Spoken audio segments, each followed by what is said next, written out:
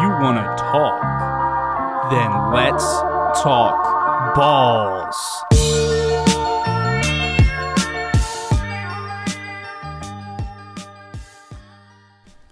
If you want to talk, then let's talk balls. What's up, everybody? New episode of the podcast. We are here. I'm Dillon. I'm Mark. And we have a very special guest today, Jamie, the Philly sports guy. He's here on Let's Talk Balls. Welcome. What's up, guys? Thanks for having me. Of course. You know, we were one of the first things that me and Mark, kind of talked about when we started this podcast was one of the big things we want to do to get our name out there is get any guest possible, get like anybody that we find interesting that we want to talk to just as like a person, get them as a guest on the podcast. Like anybody that we're not looking for like a lot of people when they start off, like I feel like they're almost looking for what's the word? Someone too big, like too famous. Someone too famous, but yeah. we're finding somebody he's on the rise. Yes. He is coming up on his peak. He's on the roller coaster up towards stardom. Yes. And that is Jamie. Well, I appreciate that. Guy. Thank you. Yeah, guys. I don't know. That was a horrible explanation. I apologize. Well, I just because I'm new at this as well. Yeah. Like I said, I've only been doing this. I've been the Philly sports guy all my life. Yeah. However, I just started to make it a brand within the last year or so. So doing these shows and such like that, I understand what it takes because it's not so easy to be able to Claude Giroux or yeah. None of them are coming over. Yeah. Carson Wentz isn't going to come on the show. You know what I mean? So it takes a little bit of time. You have to be able to get used to doing things. And I'm a Philly sports guy, but I'm just a fan. You know what I mean? I'm just a fan of Philadelphia sports, just like everybody else. I just happen to wear my colors a little differently. yeah, absolutely. So a lot of you may recognize Jamie from seeing him at an Eagles game or a Flyers game. Is the Flyers games are something that you're kind of taking on new, right? You said. So like I said, it was one of those things I thought about back when I was like 14, 15 years old. Was like, how come there isn't somebody who is painted up for all of the teams? Like, I like all the teams. Why couldn't somebody be painted all the teams? When I started to do this, and I've been getting painted up for Eagles games for a long time. So I've been doing that for probably going on 20 years now. Oh, wow. And it's evolved. Yeah. It went from, hey, I'm going to just paint a little bit on my face to when I turned 40 years old, the mohawk came into play. Yeah. And now it's this. And then it was like, okay, well, if you're the Philly sports guy, that's not the Philly Eagles guy. You're the Philly sports guy. So you have to be able to transcend. So it had to be something that kind of matched with all the different ones. So that's where I said, okay, I'm going to do the mohawk, the mask, and the goatee. All are going to be the same color. And they can rotate depending on the sports team. Yeah. So I just, for the first time, or actually for the second time, just even yesterday, I was at the Flyers game where they got spanked 5-0. Yeah. New Jersey for some reason always has our number, but it was the second time that they kind of saw me as the Philly sports guy in a Flyers uniform, which is not, they're not used to seeing me like that. They're always used to seeing me in Eagles gear and such like that. But like I said, I can transcend anything. Phillies are the tough one. Because red and white pinstripes, red doesn't show up well on Italian skin. Yeah, yeah, that's true. And you were saying earlier that you have sort of like a specific job that you have to do at these games when you're saying you have to get like the crowd pumped up and stuff. Well, it's just the way that I am. I've always been that guy who's been loud. Yeah. So, and as you can kind of tell, I'm not a very shy guy either. So once I'll start the chants. I'll do the things that somebody else may want to do but is a little too nervous, or if you're trying to get even the team moving in the right direction, just trying to get a chant going before, if you rely on the organist you might never get a chant. You know what I mean? So it's and when they're playing for long periods of time, especially Flyers crowds, they're very quiet. It's a little too corporate of a setting. So once I get in there, I energize them just by being me. You know, because I'm going to be me anyways. Like whether I'm at a bar or I'm at the game, I'm yelling at the television. I'm getting excited because that's how I watch sports. I get involved. It's like I'm on the team. So when everybody else gets to see me, it kind of energizes them as well. Yeah, and that's something that might not like get a lot of recognition to get teams going is like the crowd does play a big role for when you have teams that are playing home. Is like that might take the team who's playing poorly, one guy could stand up and start a chant and that could really just get the team going. Yeah, I mean look at the Sixers for example. 21-2 at home. 9-20 on the road. I think that's a bigger problem than just, that's bigger than that. But Yeah. Don't get me started on that. I'll do a whole episode about that. I basically have. Yeah, we've probably done a few about that. That's what if you hear us getting ready to talk Sixers at this point, it's gonna take a really good week for us to not rant about the Sixers. Yeah. It's gonna take a very, very good week for us to not rant about the Sixers. I know one thing like going into this was I told a few people that we were going to be having you on the podcast, and I would refer to you as the Philly sports guy. And as of right now, like you said, just like branding it, you know, like kind of this is something that's been new that you've been using it as like a brand and really trying to brand the look and the name and things like that. So a lot of people were like, who's that at first? You know what I mean? With the Philly sports guy. But then I say, you know that guy with the mohawk and like the green on his eyes and silver head and like the jersey and the shoulder pads? They're like, oh yeah, that guy. the one who's always on TV. I get that a lot. You know, so that's why it's good that we have that. You know, we're doing a video of this episode too as well. So you can get the visually because you might not recognize him from his voice. Yeah. But when you see it, I mean, I know like. I saw Philly sports guy. I mean, just scrolling like so. I ended up finding him on Instagram because we made an Instagram for the podcast, and I'm just looking for anything to do with Philly, really. And then I scrolled across him, and the first thing I think I was with my girlfriend at the time, and the first thing I did was like I should DM this guy and ask him if he wants to be on our podcast. Like it's someone that it's someone you never really in your head. It's just like. I'm never going to meet him in person and have like a full conversation with him. Yeah. You know what I mean? It's like the guy that everybody knows but nobody talks about. You know what I mean? And no, so we really appreciate you coming on today, seriously. Yeah, when Dillon told me that he sent you a DM, he was just telling me that it's probably a long shot that we'd get you on. So I remember. We really appreciate that you're on here with us. Well, I appreciate you asking me. You know, like I said, it's one of those things where I mean, people do see me, and I do go on appearances and things like that. So, but I'm like I said, I'm a sports fan, and I'm not any different really than anybody else. I just wear the colors a little differently. So I am that guy to talk about it at a bar. You know what I mean? I get excited. I get passionate about Philly sports. I can talk about all the different Philly sports, even going into esports. You know what I mean? Like when I went to the Overwatch, you know, and did interviews and such like that as the Philly sports guy. Yeah. You know what I mean? Like any type of competition. Like I did the Bricklayer 500. You know, as the Philly sports guy, going there and getting interviews with some of the Masons that are there, just because it was a competition that's happening in Philadelphia. And that's kind of any type of event that's going to be like somewhat of a sporting event. The Philly sports guy is available for. You know what I mean? So and I get excited about stuff like that, especially when it's got any Philadelphia root to it. You know, I'm a homer. I want my home team to win.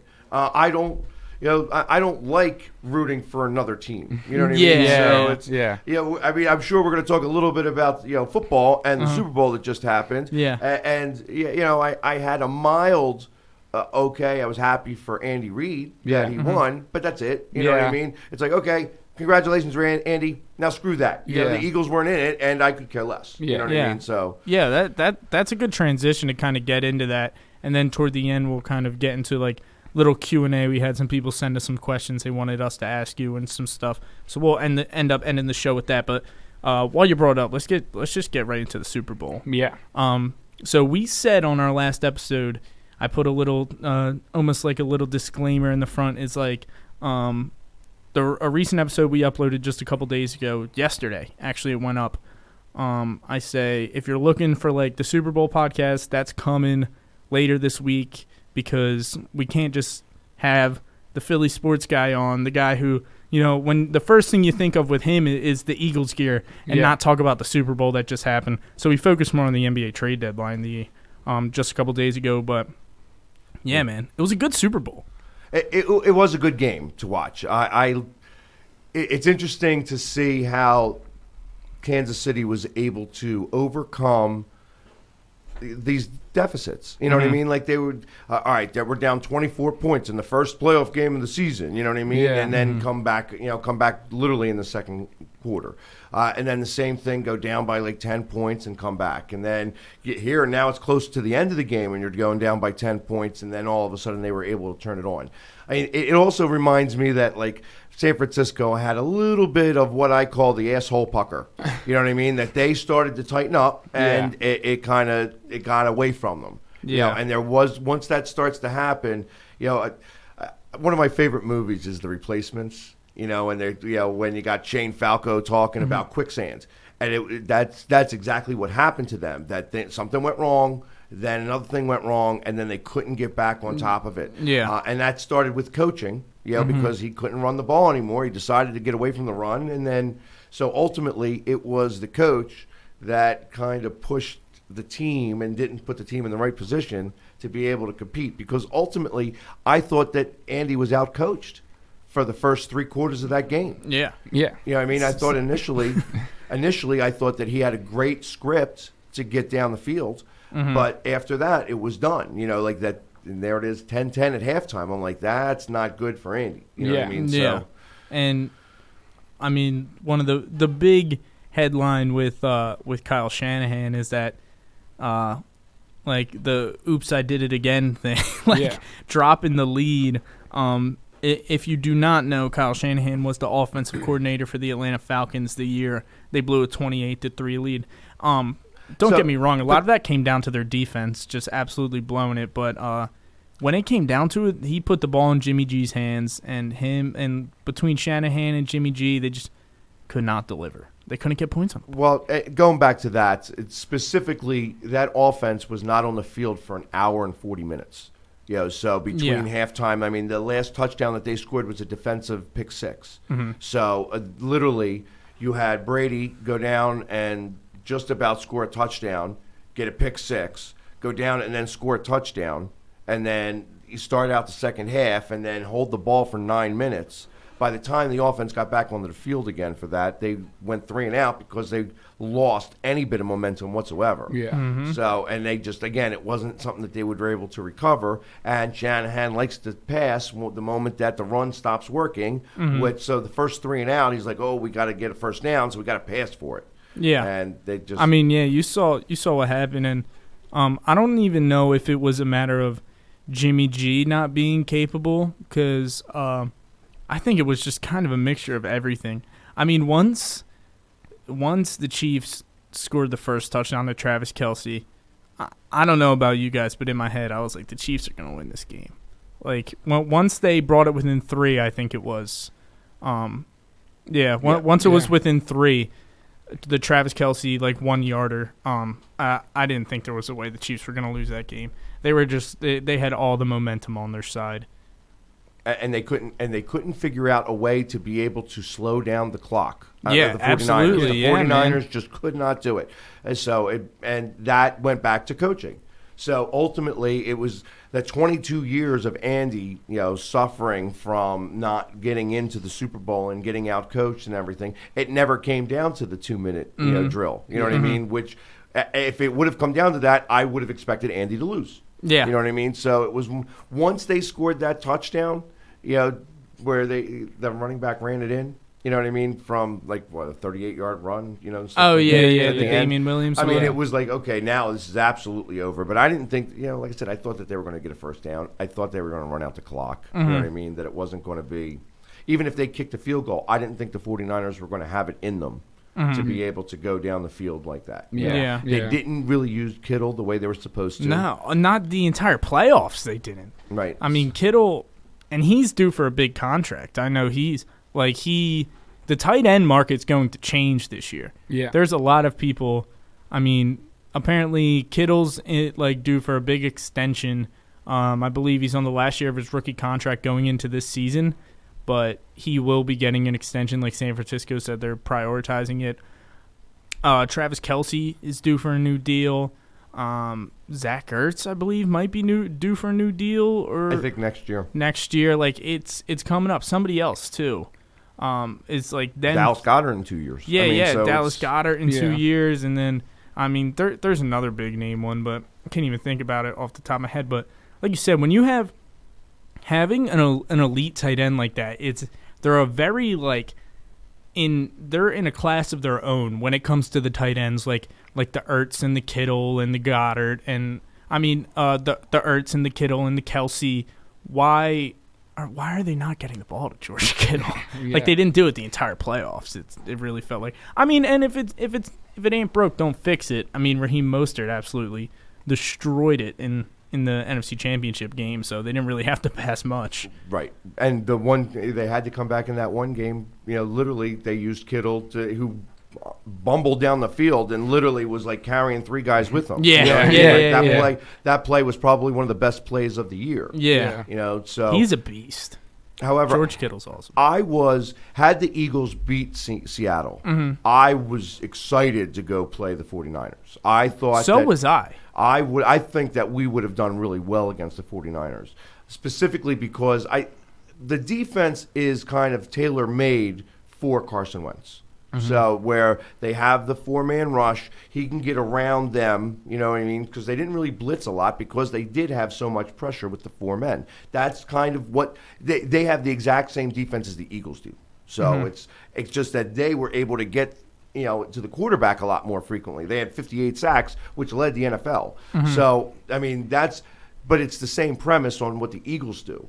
So the fact that Carson Wentz plays against that every week in practice made me believe that we would have done really well. And ultimately, it was only one person that you needed to, think about what he's doing, and that was, Garoppolo. Yeah. You know what I mean? So I thought that it was going to be that I would have much rather gone to the 49ers and then gone up and played the Packers. I mean, obviously, it wouldn't have worked that way because the Saints can't beat the Vikings for some reason. Yeah.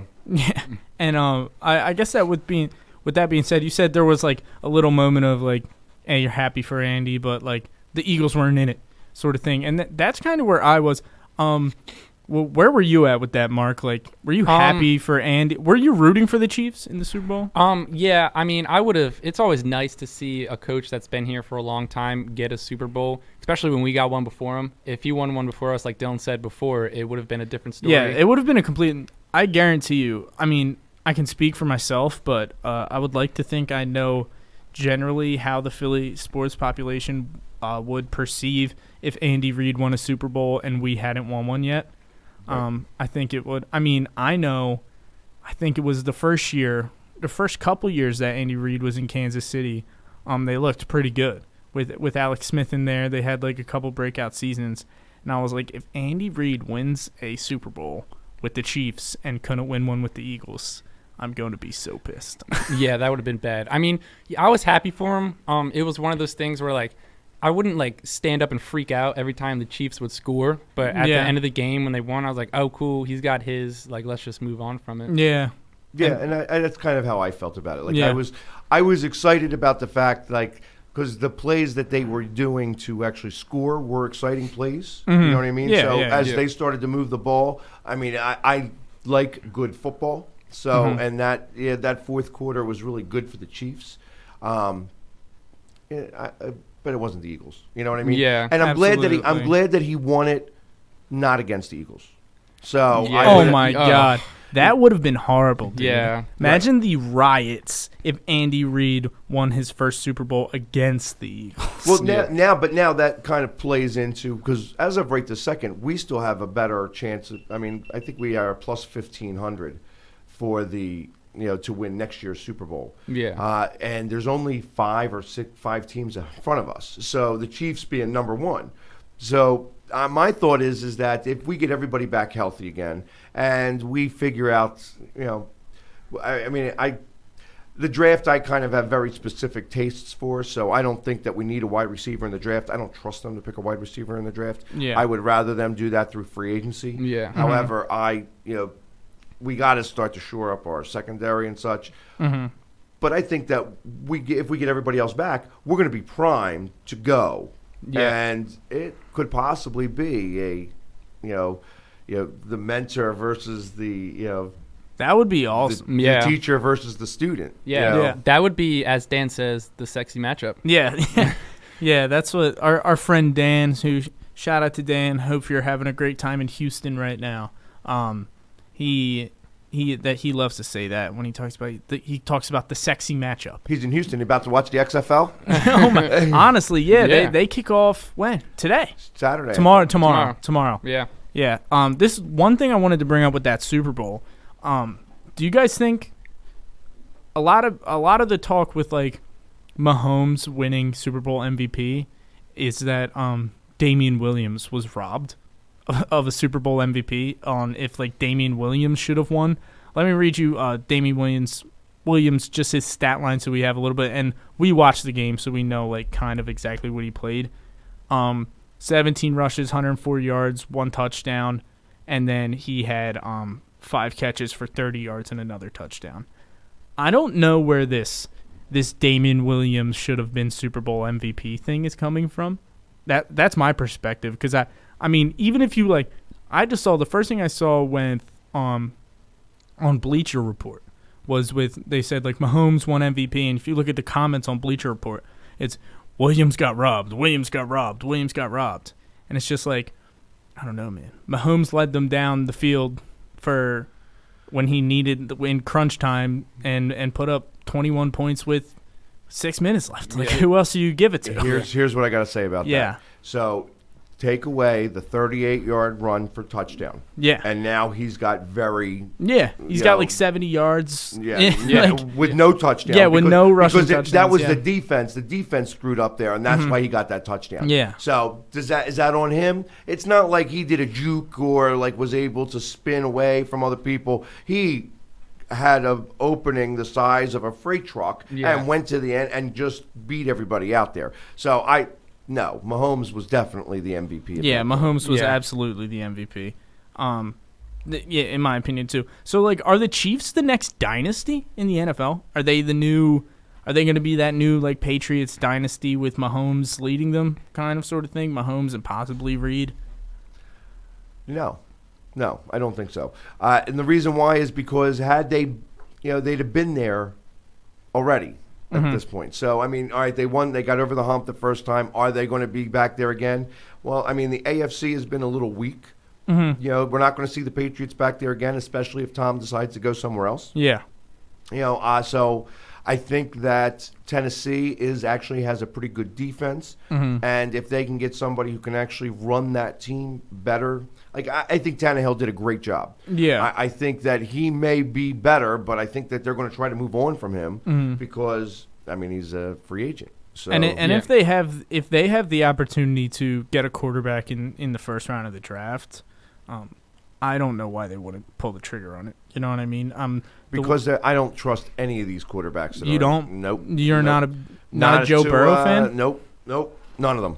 I'd say more than anybody, I trust Justin Herbert, and that's just me. I don't know, dude. Joe Burrow. It's hard for me because just like being a young guy, like Joe Burrow is so cool. Yeah. I mean, like talk about like. Did Joe Burrow have like the greatest college football season ever? Like, debatably, it's up there. Yeah. So I don't watch as much college football. Yeah. I know who he is and stuff like that. I just kind of think I every time I see him, I see Ryan Leaf. Do you? So and he's got all this hype about him and such like that, and I just see him getting to the NFL and crumbling. What did he? I mean, he won the Heisman. He was undefeated, won national championship. What did he? He threw like 50 touchdowns or something. It was like ridiculous. I think it might have been more. Yeah, and he had like a lot of yards too. I think he had like 65 total touchdowns or something. Yeah, and like 6,000 yards. It was pretty ridiculous. But like you said, I remember we were talking about the one time. I believe there was like a tweet or something where it was like Cincinnati needs to do the right thing and not draft Joe Burrow so they don't ruin his career, which is just right up Cincinnati. Yes. That's where quarterbacks go to die. Yeah, exactly. And you started to bring it up with the draft, so I mean, let's talk about the Birds a little bit. So the I guess the latest news would be that they're going with no offensive coordinator this year. What's your opinion on that? How do you feel about it?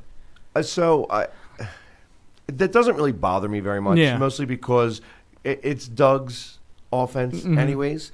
So really, he is the offensive coordinator. The fact that he has the head coach title is realistically there's two head coaches because that's what they do on defense too. Like he's the head coach of defense and he's the head coach of offense. And in the beginning of the season, when Doug was sticking his nose in the defense because they had a lot of injuries, they weren't, they're getting beat on these big plays and stuff like that.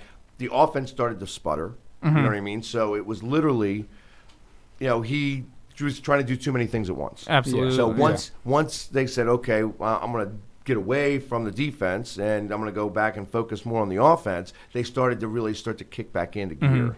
So I don't think that it's a really big deal. I do like the fact that, so one thing that Dallas is doing, and I hate Dallas, the Cowboys suck. The Cowboys suck. But the one thing that I do like that they're doing is that I think McCarthy's a terrible coach. And I was so happy that they went with him. But he is taking other head coaches. He's going to have a staff full of head coaches. And that is what kind of happened when we won the Super Bowl. We had a bunch of head coaches. Even though, like, Frank Reich was not a head coach to that point, he was a head coach. He is a head coach. So there's certain people that are head coaches. There's certain people that aren't. And that's what it took. So Dallas is now doing that because, like I said, I think McCarthy sucks as a coach. But I think that he's got the people around him that are going to, get them closer. Because I think when you have a lot of minds putting their heads together, all pulling in the same direction, that now you actually are moving stuff. You know what I mean? So, and I think that the Eagles need to take that same thought process. They got this new wide receivers coach coming in from out of Vanderbilt or wherever he was at. Okay, so if you're saying that Doug, now you're going to live and die by the sword now. So, I mean, if this is Doug's offense, then it's his offense. The defense better be doing their job, or else we need to be able to separate the offense and defense, and somebody's got to be an actual head coach. Yeah. So, and I think that's what's going on, is that really that Schwartz has the same type of say as Doug, and ultimately they just stay out of each other's way. I think the big thing for me was, like, I couldn't really think of many, if any, offensive coordinator candidates that I would have been excited about filling the vacancy for the Eagles. And like you said, Doug calls the plays. It's Doug's offense regardless. I mean, I wouldn't have mind McCown coming in. Well, I think that's the other reason. I think that McCown, I think that he's going to have to retire. I mean, they said that muscle came off the bone. Yeah. I mean, I'm not the doctor, so I don't know. You know what I mean? But if it came off the bone, how was he playing that whole second half? That all being said, I think that's the other reason. I think that they're going to bring him in, and he's going, because he had such an impact on the offense. That he's going to be like another one of the Deuce Staley's, like an assistant head coach. Yeah, assistant head coach. It would be cool to see him as a QB's coach, maybe eventually. McCown, a true journeyman. Right. Guys played. I remember I was always I was hyped when we signed Josh McCown because I was like kind of jealous that we were one of like 10 teams in the entire league that he's never played for. And it was great. But the first one to get him in a playoff game. Yeah, which is awesome. That's like, it almost makes you think that maybe it's like, that really sucks, but I don't know. That could be my God. That could be God sending a weird message. This was all just to get Josh McCown a playoff game. Possibly.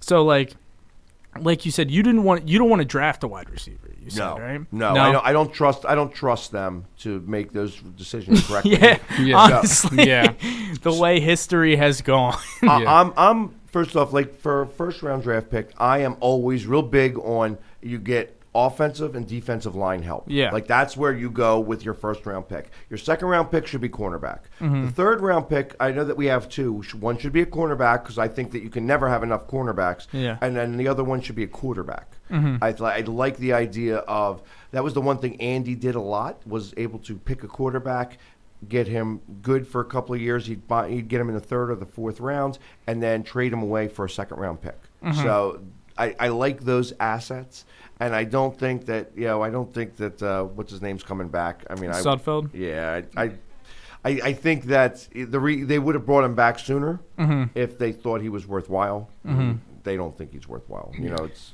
yeah. So like with this team, what's a bigger hole? I mean, Mark, we'll start with you. What's a bigger hole you think, like the secondary or the wide receivers? Excuse me, sorry. A bigger thing we need to fill. So like let's before we do that, let's take a look. So Nelson Aguilar is a free agent. Bye. Yeah. Sign him. The one would think Nelson Aguilar is not going to be re-signed. So which means you'd be going into the season with, I guess, Alshon Jeffrey and Deshaun Jackson coming off injuries, and Greg Ward probably as your number 3 if you didn't draft or sign anybody else, like going in now.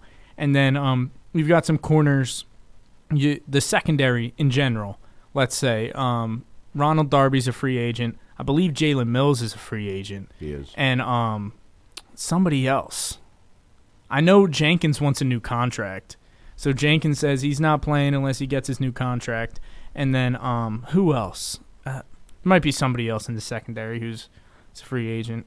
I don't know if it's McLeod. It was like most of them were. Yeah, a lot of them are. I believe like the only one we might have is like Rasul Douglas. We have like Rasul Douglas, Sidney Jones, and Avante Maddox, and then maybe Rodney McLeod. I'm not even sure. But yeah. Basically, what do you think's a bigger need? What do you think they need to fill more receiver or secondary? I think we need to get more secondary because we saw last year that they were exposed and they did not do well against the pass. And you could like go back to last season and then just say like we do need receivers, but they were just hurt. It's not like we had receivers and the talent wasn't there. We had the talent, but they were just hurt for the majority of the season. And like what Jamie was saying, that I don't really trust them to draft a wide receiver and then just go in free agency and sign one. I don't even know. I don't know what I trust. Howie's been not very good at drafting skill positions since he's been running this team. Yeah, but that was Douglas. I mean, Douglas did a lot of that. Now he's with the Jets, so you get to see what the Jets are going to do. And he came very well.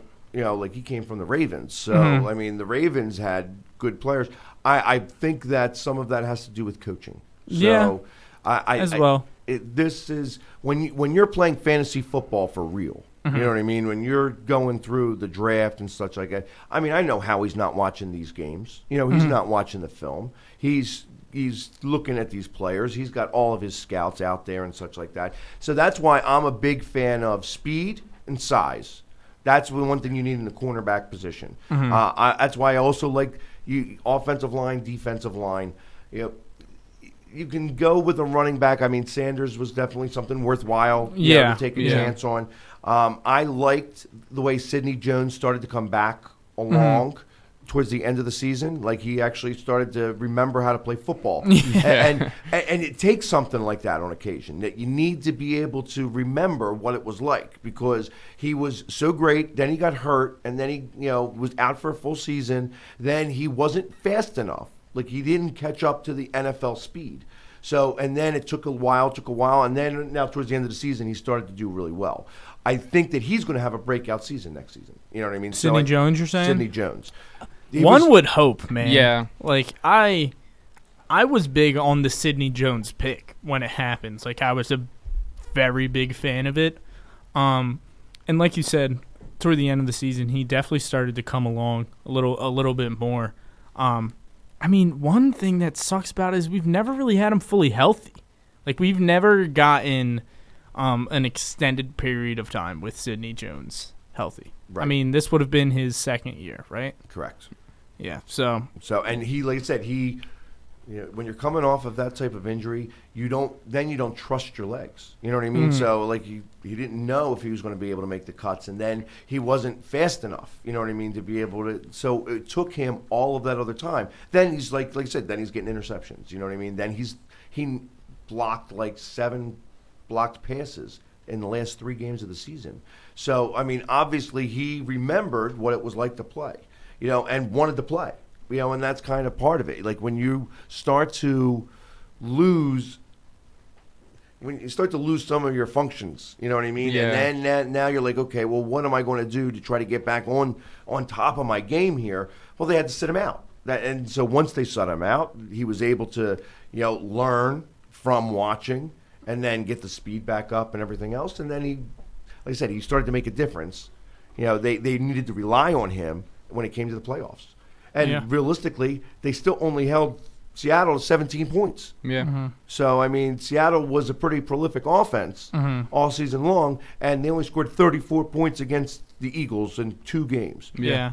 We only scored 18. How shitty was it just watching that game and seeing DK Metcalf just absolutely shred us and then look at JJ Arcega-Whiteside and just be like, damn, we could have had that guy.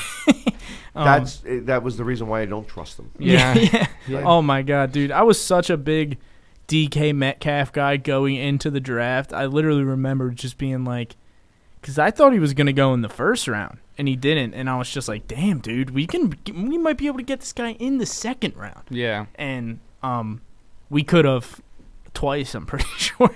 And I mean, you can't be mad at the Sanders pick, but I mean, it's only been 1 year of Arcega-Whiteside. We'll see, but it's going to be hard to defend yourself for not taking DK Metcalf in that situation. Yeah. Well, and the same thing with McLaurin. McLaurin from Washington. I mean, I watched the first game of the season. I'm like, I'm picking him up on my fantasy team. Yeah, absolutely. He was so fast. Yeah. And just being blown by everybody. It was like, and I understand why we didn't pick him because we had Deshaun. You know what I mean? So it'll be interesting to see if Deshaun, I mean, I know he was ready to come back. Had we not had him on IR, he would have been able to come back for the playoff game. So it didn't happen that way. Yeah. So we've got some big name free agents. This free agency market this year is going to be a bit of an interesting one. I'm going to throw some free agent names out there, and just let me know how you would feel about the Eagles signing them and if you think it's even a possibility, the both of you. So, Jamie, we'll start with you. Amari Cooper. Nope. No. Don't want him. Don't want him? Don't want him. Is it a possibility? I'm sure it's a possibility. I don't want him. I would rather not. I think it's a there's always a slight possibility, but I don't know. I'm not a huge Amari Cooper guy myself. Well, see, where I sit with the Amari Cooper thing is it sucks because I don't think he's all that. I really don't. But, like, he just shreds us every single time we play him, except for that last game, I will say. That last game when we beat him. But every single time he's played us before that, he, like, torched us. I mean, that game last year when he... Oh, my God. So there's 2 games that you're talking about. Yeah, I guess so. Because he didn't torch us when he was with Oakland. Yeah, that is. He didn't really torch anybody toward the end of it. Oh, my God. He was bad in Oakland at the end, man. Yeah. Well, and he was bad in Dallas at the end. He couldn't catch the Do you ball. think Dallas keeps him? I think that he's probably more likely to stay in Dallas. It's going to depend on Dak. And Yeah. how much money they got to give Dak on whether Amari's going to stay or not. What do you think the odds of Dak getting franchise tagged are? Probably pretty good. Do you think that's a better chance? Do you think that's more likely than So they offered him $33 million. He wants $40 million. Yeah. So when you're that far away, you're going to have to do something. So franchising him, he's only going to make 25. Yeah, you know what I mean? And they could do that for 2 seasons. The franchise tag, it seems like the most likely option for them in that situation right now. Let's move on. Another Dallas guy, Byron Jones. I'm real big on not having Dallas guys. So he's a cornerback. He's okay. He's not like the shutdown guy that I like. You know what I mean? So I would rather not have him. I think that there's better corners out there. Yeah. For a cheaper price. Mm-hmm. What about you, Mark? Yeah, I don't know if I could stomach having a Dallas Cowboy guy on the team, but I wouldn't mind if we got him for like not that much for cheap. Then I wouldn't mind having him on the team. All right. What about this guy, AJ Green?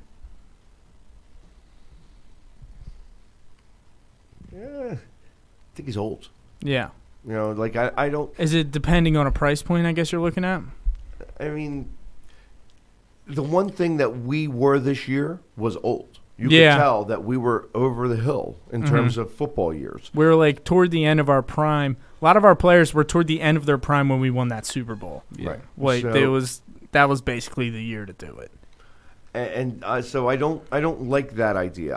I would rather choose wide receivers that are just coming off of their rookie contract. Yeah. That are going to get a bigger payday, pay a little bit more, like them maybe they're worth, for a little bit, like 4 or 5 years, and have them grow into the contract type thing. Somebody who will work with Wentz, because this whole Alshon Jeffrey thing that happened this season was a big pain in the ass. Mm-hmm. You know what I mean? And I think that cancer runs through the locker room when you have stuff like that happen. Mm-hmm. And it wasn't until Aguilar and Jeffries were not playing anymore that the cancer went away. Yeah. You know what I mean? So it sounds funny that I was upset about the fact that I won't mention that hit, that what that hit did from the Seattle game was just took away the Russell Wilson versus Carson Wentz. Absolutely, man. Yeah. And that's all it did. You know what I mean? So I knew that McCown wasn't going to be able to do the same thing that Carson Wentz could do with those players. No. So, and ultimately they needed that to happen because they weren't going to beat us any other way. No. Yeah. So I guess speaking of that, Jadeveon Clowney's a free agent. No. You don't want him? No. What about you? No. Dude, I want him. No. I want Jadeveon Clowney, man. Depending on the price, because the way I look at it is like, how many games do you remember him showing up for? What do you mean? Like this past season? Yep. 3. I think Jadeveon Clowney is. I just think the talent's there. Like, it's hard to deny the talent, and it sucks too because he's like a head case. You know what I mean? He's a bit off. Like the thing that I hated the most was after that game. What did he say? After that game, he was just like, "Yeah, man, I didn't do it on purpose," like something like that. Like, come the fuck on, man. But I was pissed when they didn't trade for him because it was like. You had that Jalen Ramsey trade, and some people were pissed that we didn't do the Jalen Ramsey trade. That was a lot for anybody, right? In the entire league.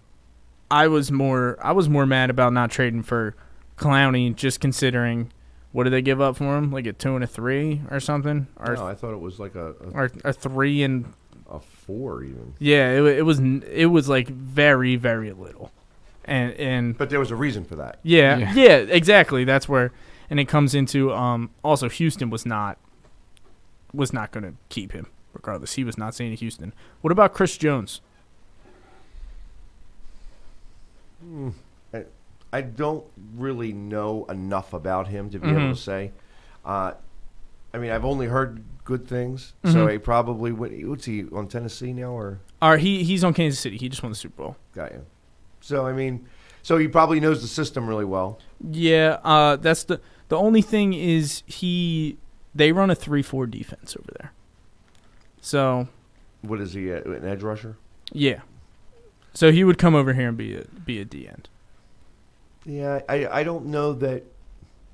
Yeah, that's where you go in the draft. Mm-hmm. So that's why I'm really big on you get those guys in the draft. Mm-hmm. You know, and when you hit or miss, either way, you got to get them, and you got to keep going and getting them. You know, so I don't know that I would bring somebody over like that. Were you a big fan of how do you feel about Andre Dillard?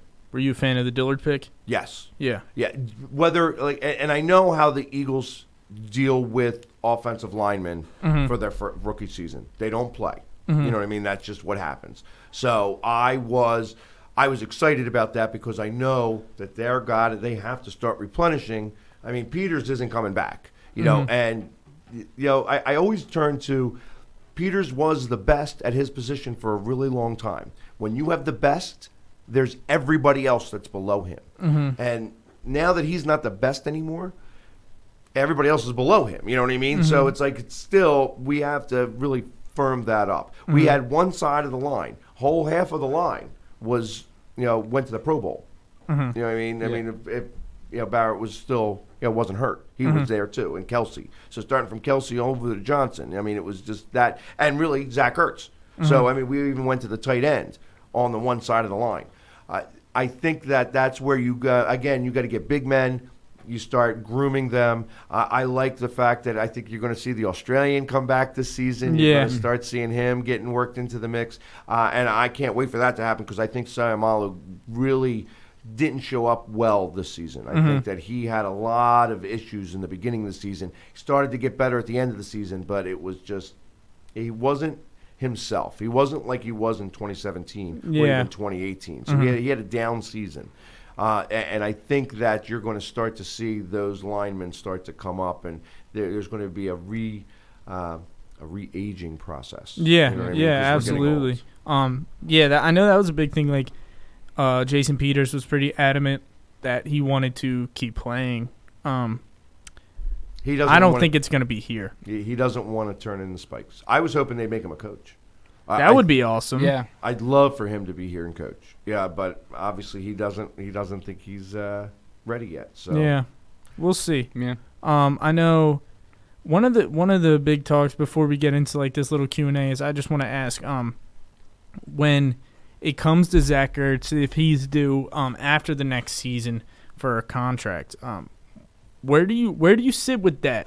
I guess it's all depending. You have a whole season between it, but when you have a guy like Goddard up and coming, possibly, one of like the next big tight end in the league, like the potential to be, where does that put you with like the Ertz situation? So here's how I look at this. Think of, and I'm going to mention this name, think of Aaron Hernandez, and if he didn't have the issues that he had. The Patriots won the Super Bowl and then lost the Super Bowl because they didn't have him anymore. And then won it again. Like I said, once they lost Gronk, that was it. You know what I mean? I think that I like the big set. I like using two tight ends, especially because Ertz is a wide receiver. He's just a really big wide receiver. Yeah, so essentially. My thought is that I would love to keep both. He's still young enough. He's able to go for one more contract. I think you'd keep him till about 31, 32. He's not a blocker, so after that, then you have to get rid of him. Not by any means. But that's why they got Dallas Goedert. You know what I mean? So because he's a blocker, he can actually block, and that's why he'll stay around longer. I mean, when I think of that, I think I go back to 2017 when you had what's his name? Selleck.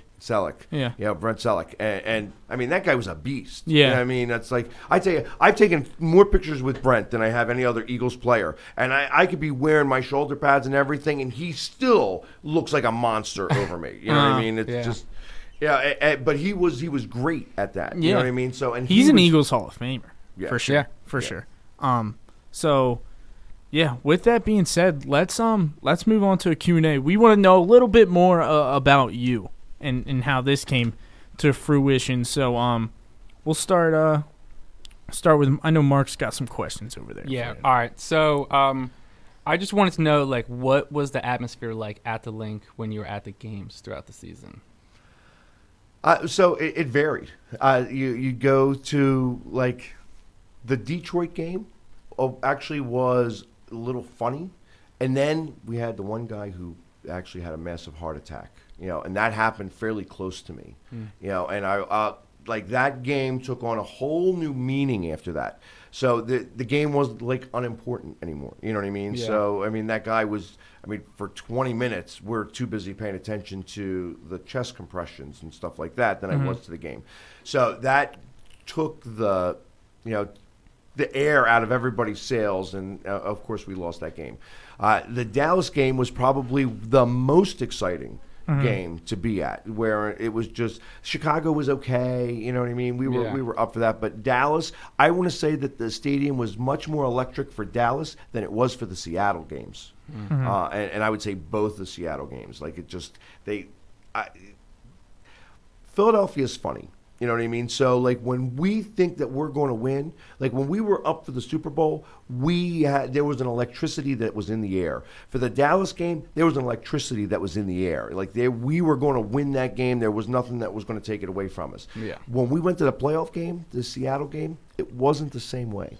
Like people were a little apprehensive, and even being that little bit apprehensive, as even if I'm the guy who's trying to get everybody up and everything, just it wasn't enough, And I think that the crowd transcends to the players, and they kind of felt it a little bit, and then take out Carson Wentz. Yeah, that's the end of the game. Yeah, you know what I mean. So, but the games are always a lot of fun. Yeah, you know what I mean. I take.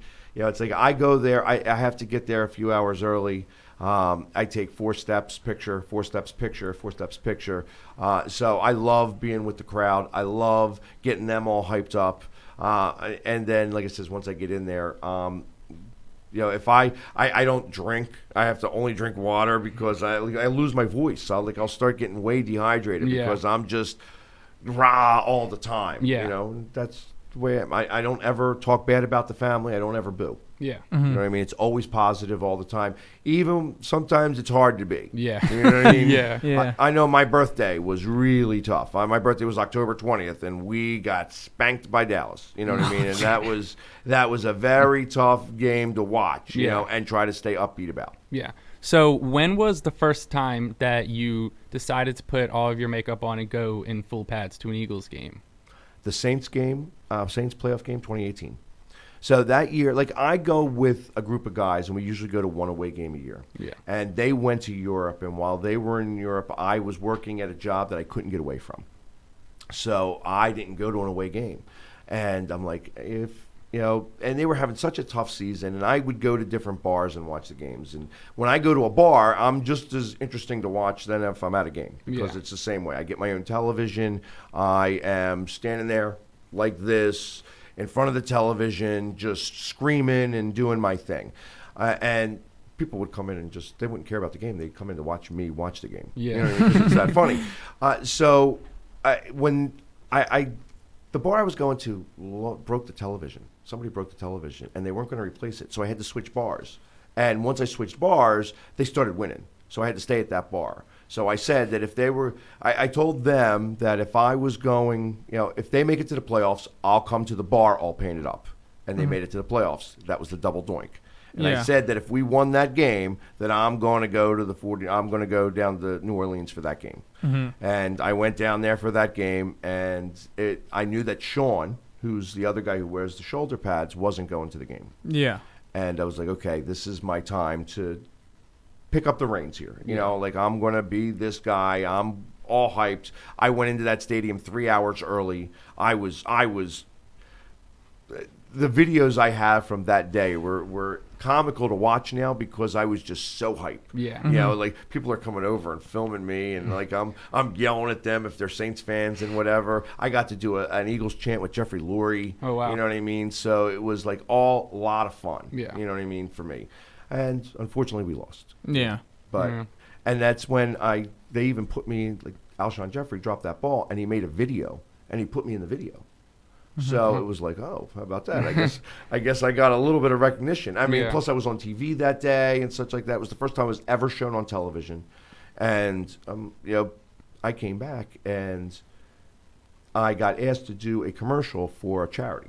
Mascots for a Cure is one of the charities that I'm aligned with, and they asked me to come do a commercial for them as the Philly sports guy.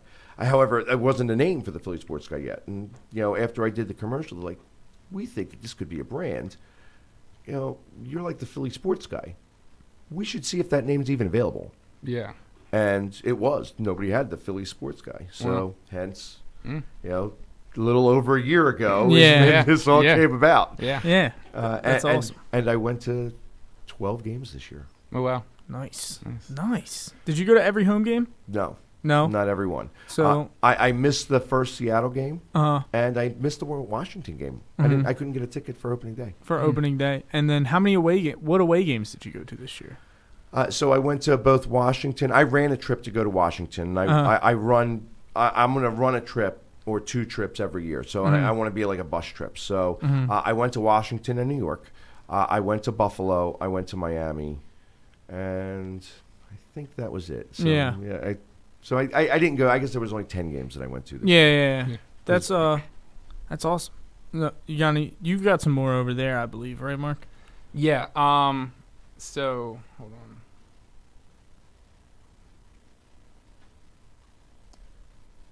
That's a great question. I like that one. So did you recently launch your website and decided? You were saying earlier that you recently decided to try to take this thing on. So I was a chimney sweep and a mason, and I was having difficulty. I'm great at what I do. I'm a good mason, but picking up rocks and putting them down is really sucks. You know what I mean? It's hard work. I had a couple of guys, but I just wasn't able to do everything from front of the house and back of the house. So it was like, all right, I have to learn here that what my strengths are, and one of them is not being a businessman running a company.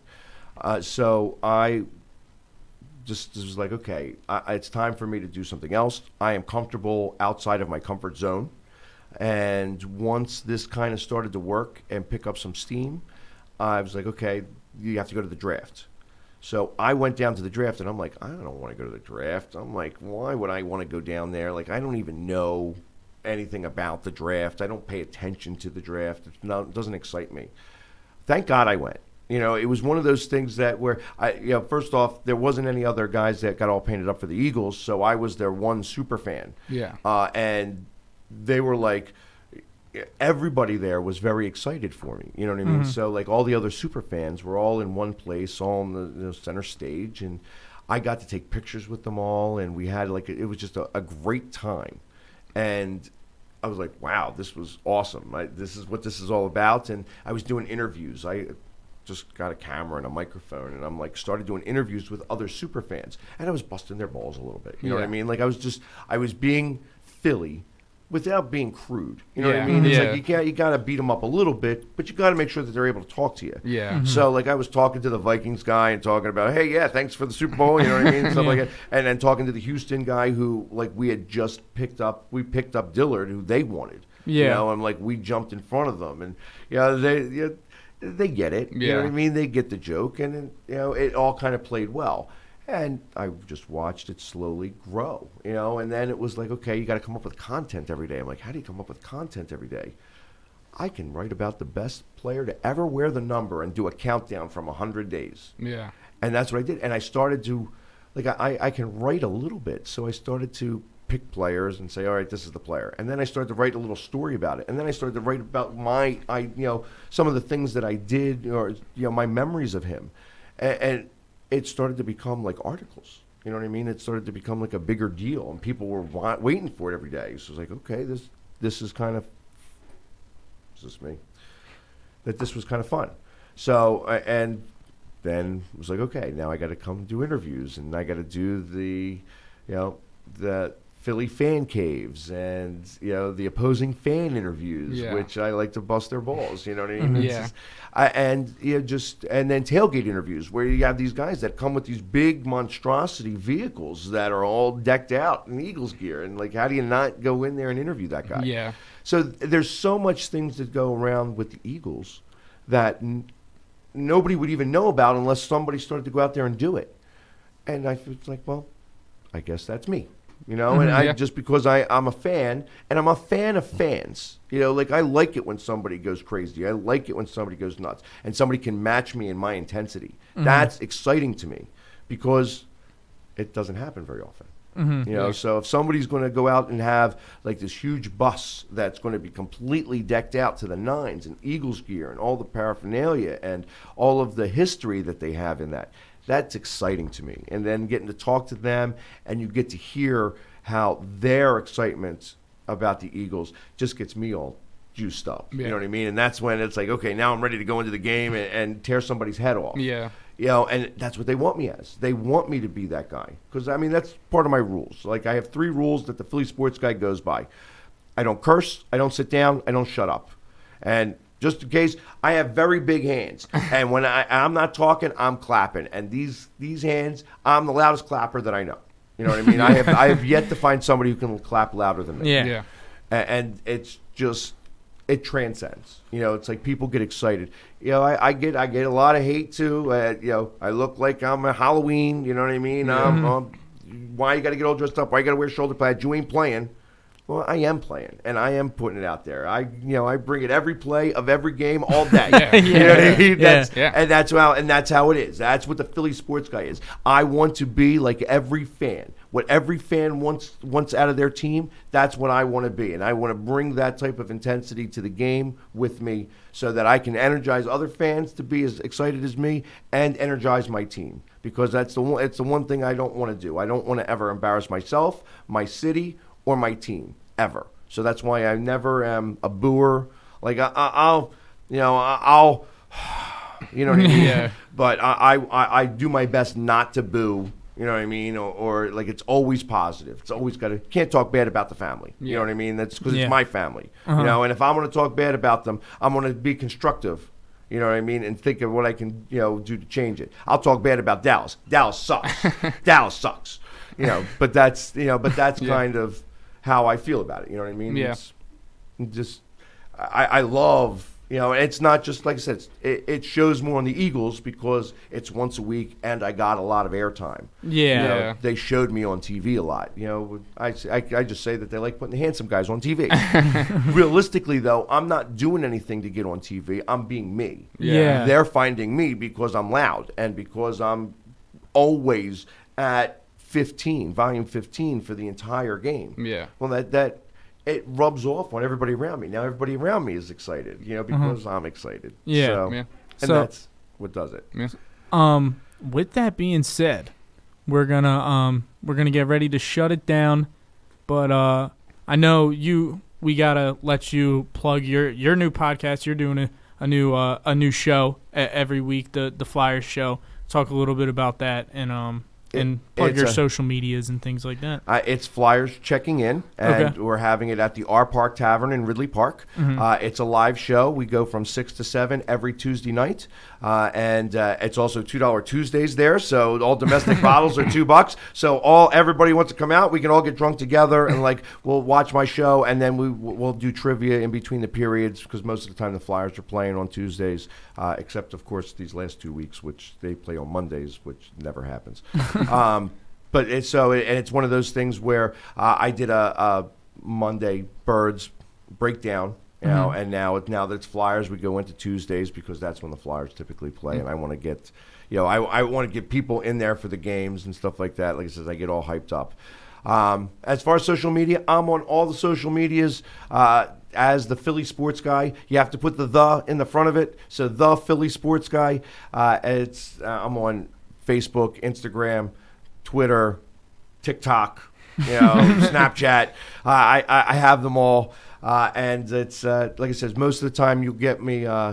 If you can't make it out to the show, I'm on Facebook Live and Instagram Live. I do the show live there from 6 to 7. You don't get a part of the trivia, and you got to come for the trivia because that's when you could win Flyers tickets, because I do give away tickets and a whole bunch of good stuff as well. So all right. Thank you so much, Jamie, for coming on the show. Yeah, this was awesome. The first official guest of the Let's Talk Balls podcast. Well, I appreciate it. I feel like I did most of the talking here today. No, that's what we wanted. Yeah. We wanted to get to know you a little more. The listeners we do have gotten to know us over the past couple months. Yeah. So, we're really happy you came on. Thank you so much again. With that being said, I'm Dillon. I'm Mark. I'm the Philly sports guy. And if you want to talk, then let's talk balls. We'll see you next week. Thanks a lot, guys.